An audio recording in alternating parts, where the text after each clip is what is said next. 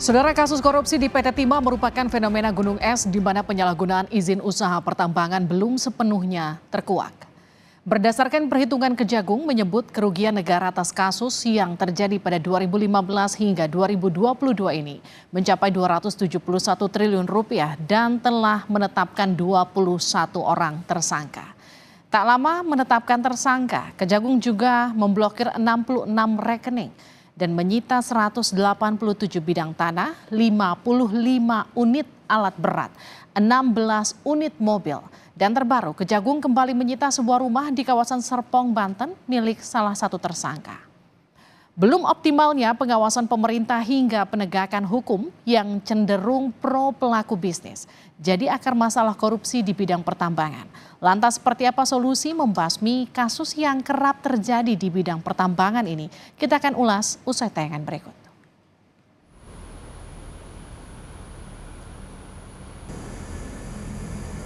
Kejaksaan Agung kembali menyita sebuah rumah di kawasan Serpong, Banten, milik Tamrun Tamsil, salah satu tersangka kasus korupsi tata niaga timah PT Timah. Kapus Penkum Kejagung Ketut Sumedana melalui pernyataan tertulis menyebut penyitaan dilakukan terkait dengan dugaan tindak pidana korupsi tata niaga timah, wilayah izin usaha pertambangan PT Timah tahun 2015 hingga 2022. Sebelumnya Kejagung telah memblokir 66 rekening dan menyita 187 bidang tanah, 55 unit alat berat, dan 16 unit mobil milik para tersangka. Dari kasus yang terjadi pada 2015 hingga 2022 ini, Kejagung menetapkan 21 orang sebagai tersangka. Beberapa diantaranya adalah Harvey Mois dan Helena Lim. Sementara kerugian negara atas kasus ini mencapai 271 triliun rupiah. Terbaru, Kejagung kembali memeriksa Helena Lim, salah satu tersangka, Rabu kemarin. Kejagung bilang pemeriksaan Crazy Rich Pig ini untuk menggali kepemilikan aset yang telah disita. Selain para tersangka, Kejagung juga memeriksa sejumlah istri tersangka, salah satunya Sandra Dewi yang sudah 2 kali diperiksa. Kejagung bilang pemeriksaan istri Harvey Mois itu juga untuk mendalami kepemilikan aset. Menelusuri dan memastikan bahwa aset-aset yang dimiliki oleh baik para tersangka maupun yang diatasnamakan istri-istri para tersangka bisa kita uji bahwa benar aset-aset tersebut terkait dengan tindak pidana korupsi yang sedang kita periksa. Yang bersangkutan masih kita periksa sebagai saksi dengan tujuan untuk membuat terang sebenarnya sejauh mana pemisahan harta antara tersangka HM dengan saudara SD. Kasus korupsi di PT Timah merupakan fenomena gunung es, di mana penyalahgunaan izin usaha pertambangan belum semuanya terkuak. Belum optimalnya pengawasan pemerintah hingga penegakan hukum yang cenderung pro pelaku bisnis menjadi akar masalah korupsi di bidang pertambangan. Tim Liputan Kompas TV.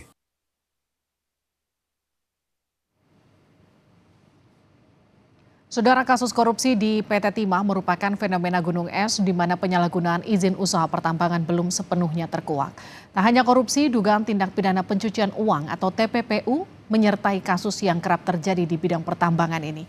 Kita akan perbincangkan lebih lengkap bersama dengan Kapus Penkum Kejaksaan Agung Ketut Sumedana. Selamat malam Pak Ketut. Selamat malam Mbak, apa kabar?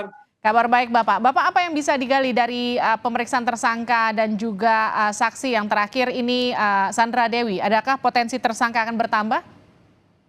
Saya berbicara begini dulu, bahwa teman-teman penyidik di Kejaksaan Agung ini telah secara intensif ya melakukan satu serangkaian pemeriksaan. Bahkan kemarin kita melakukan 11 saksi, diantaranya 11 itu ada 2 tersangka kita periksa, dan ada 8 para istri tersangka yang juga kita periksa. Kenapa kita lakukan pemeriksaan terhadap orang-orang ini? Karena terkait dengan pasal-pasal TPPU yang kita sangkakan kepada para suami dan para tersangka yang sudah kita tetapkan sebagai tersangka. Nah itu dulu. Bahwa kita sudah melakukan suatu proses pemblokiran terhadap 66 rekening ya dari para tersangka, kemudian 187 bidang tanah yang kita lakukan satu penyitaan, termasuk 55 unit mobil, dan termasuk yang kita lakukan penyitaan adalah 1 SPBU dan 5 smelter, 6 smelter yang kita lakukan penyitaan yang seluas kurang lebih 238.848 meter persegi. Nah, itu yang sudah kita lakukan. Nah, kedepannya kita terus akan menggali apakah ada keterlibatan dari para yang saksi-saksi yang kita panggil kemarin dan hari ini, seperti itu. Artinya gini Pak Ketut, ketika memeriksa 8 istri yang juga diduga kuat mungkin saja menerima aliran dana dari para tersangka, artinya pasal TPPU ini akan berlaku bagi semua tersangka? Iya, jadi begini, bagi para tersangka yang sudah ditetapkan pasal TPPU tentu saja kita harus dicek para istrinya. Karena kita menerapkan pasal TPPU juga terkait dengan apa? Terkait dengan penempatan dana di rekening, terkait dengan transfer, terkait dengan penyamaran harta kekayaan yang bersangkutan itu. Sehingga 8 para istri yang kita duga ya, mengetahui harta benda dari para suami yang sudah ditetapkan tersangka, kita lakukan klarifikasi. Apakah ke-8-8-nya tidak untuk kemungkinan dilakukan suatu terjerat kasus yang sama? Ini kita masih menunggu pendalaman dari teman-teman penyidik seperti itu. Soal potensi tersangka baru, Pak Ketut? Kalau potensi tersangka baru tentu terbuka terus ya, karena ini apalagi penyidikan masih berjalan begitu panjang ya, proses persidangan juga belum kita gelar, bahkan kita kadang-kadang menetapkan suatu tersangka pada saat proses persidangan sedang berjalan dan putusan pengadilan sudah punya kekuatan hukum tetap, itu sudah terbiasa, jadi bersabar saja menunggu seperti itu. Pak Ketut, ini kan kasus yang, koreksi saya kalau datanya salah, dari 2015 sampai 2017, mengumpulkan barang bukti selama itu sampai kurang lebih sekitar 7 tahun begitu.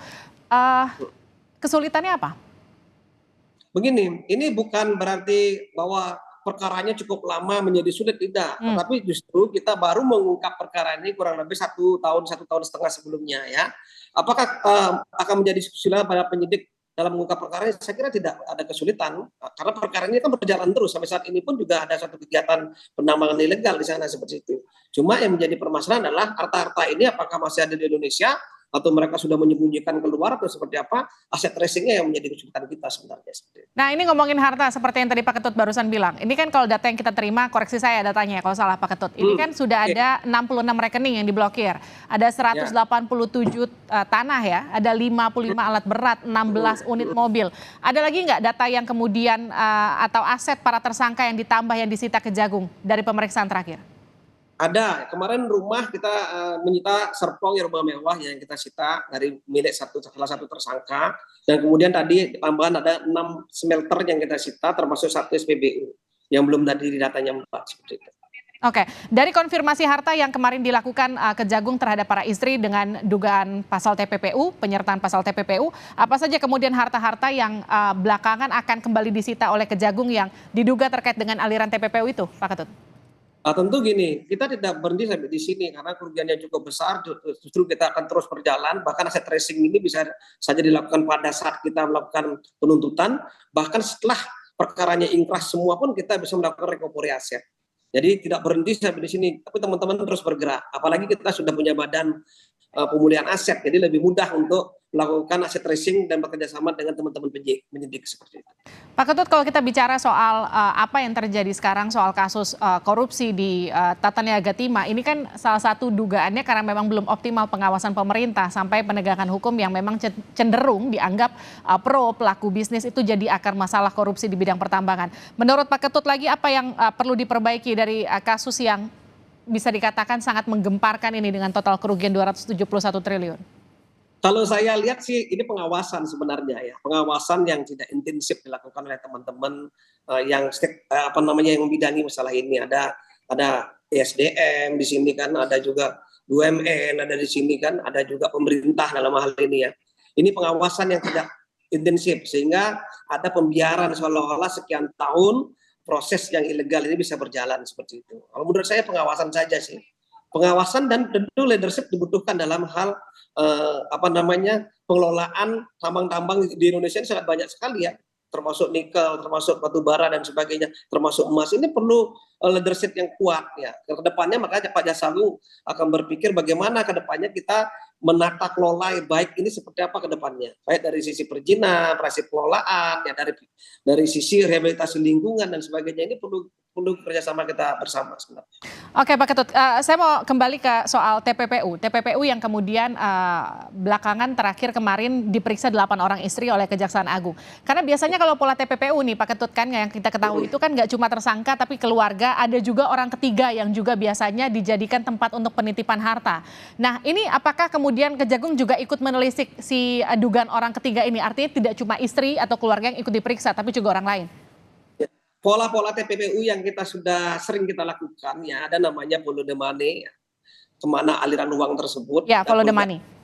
Ada follow the aset, ya aset-asetnya itu kemana saja, termasuk follow the suspect.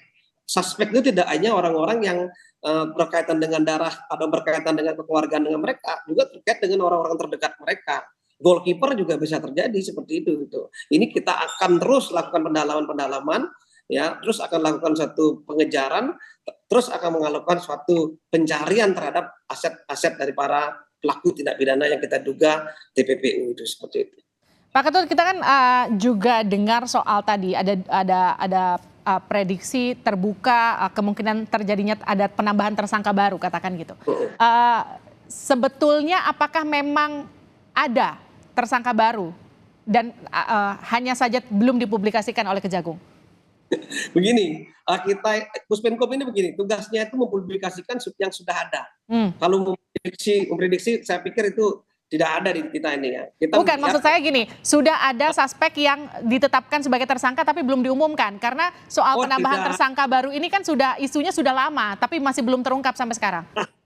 Tidak, jadi begini, saya jelaskan aja apa yang disampaikan oleh di Puspenkom dan semua yang berbicara di media di Kejaksaan Agung itu adalah barang yang sudah jadi, sesuatu yang betul-betul sudah matang kita sampaikan. Jadi tidak bisa memprediksi atau tidak bisa berpotensi, tidak bisa nanti seperti apa. Kita bicara yang sudah ada sekarang seperti itu.